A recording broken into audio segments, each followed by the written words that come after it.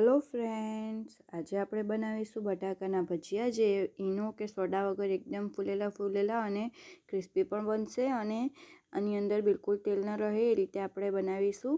અને આ તમે બટાકા જે છે તે પૂરીની જેમ ખીલી જશે એ રીતે આપણે બટાકાના ભજીયા બનાવીશું. જો તમને મારી રેસીપી ગમે તો મારા વિડીયોને લાઇક અને મારા ચેનલને સબસ્ક્રાઈબ જરૂરથી કરજો. એના માટે મેં એક બટાકો લઈ લીધું છે. તેને આ રીતે આપણે ઉપરથી છાલ કાઢી લીધી છે અને આ રીતે આપણે જે વેફર પાડીએ તેની મદદથી આપણે એની સ્લાઇસ કરી લેવાની છે. તો આ રીતે મેં બધી જ વેફરને જે આપણે પાડીએ તે રીતના સ્લાઇસ કરી લઈશ. જ્યારે તમે પાડો ત્યારે પાતળી લાગશે, પણ આ રીતે તમે એને પાડી રાખશો તો એ ઠીક થઈ જશે. તો હવે આપણે એનું બેટર બનાવીએ. તો બેટર બનાવવા માટે મેં ચણાનો લોટ લીધો છે અને એની અંદર આપણે અજમો લઈ લેવાનો છે, મરચું લીધું છે, સિમ્પલ 2 મરચાં જે ક્રશ કરીને લીધા છે, અને ધાણા લઈ લીધા છે અને મીઠું લઈ લેવાનું છે. આની અંદર આપણે બહુ મસાલા નથી યુઝ કરવાના. તો આ રીતે મેં બધું જ અંદર મિક્સ કરી લેવાનો છે, બધા મસાલાને આપણે લોટની અંદર આ રીતે પહેલાં. અને પછી હવે આપણે એની અંદર પાણી એડ કરીશું. થોડું પાણી એડ કરતા જઈએ અને બહુ પાતળું બેટર નથી બનાવવાનું, થોડું થીક બેટર બનાવવાનું છે. જેટલું થીક બેટર હશે એટલું આપણે તેલ ઓછું લાગશે અને આપણા જે ભજીયા છે તે કોરા નીકળશે.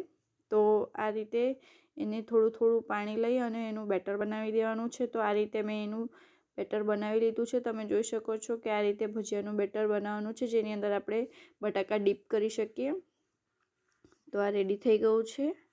એની અંદર મેં ઈનો કે સોડા કંઈ પણ એડ નથી કર્યું, પણ હવે આપણે એની અંદર આપણે જે ભજીયા બનાવીએ તેનું તેલ ગરમ કરીએ, તેનું 1 ચમચી જેટલું તેલ લઈ લેવાનું છે અને એને આપણે બેટરમાં એડ કરીશું. આ ગરમ હોવાથી ખૂબ જ સરસ આની અંદર મિક્સ કરી લેવાનું છે. અને આ રીતે આપણે અંદર તેલ એડ કરવાથી જ્યારે આપણે ભજીયા બનાવીએ ત્યારે એની અંદર બહુ તેલ નથી લાગતું અને જે ભજીયા બનીએ છે તે ઓછા તેલમાં જ બની જાય છે અને કોરા પણ બને છે.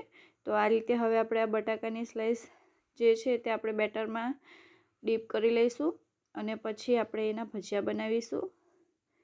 તો આ રીતે મેં ડીપ કરી લીધી છે અને એને આપણે ભજીયા ફ્રાય કરી લઈશું. આ તમે બનાવશો તો બટાકા પૂરીની જેમ તમને લાગશે કે પૂરીની જેમ બટાકાના ભજીયા ખીલી જશે.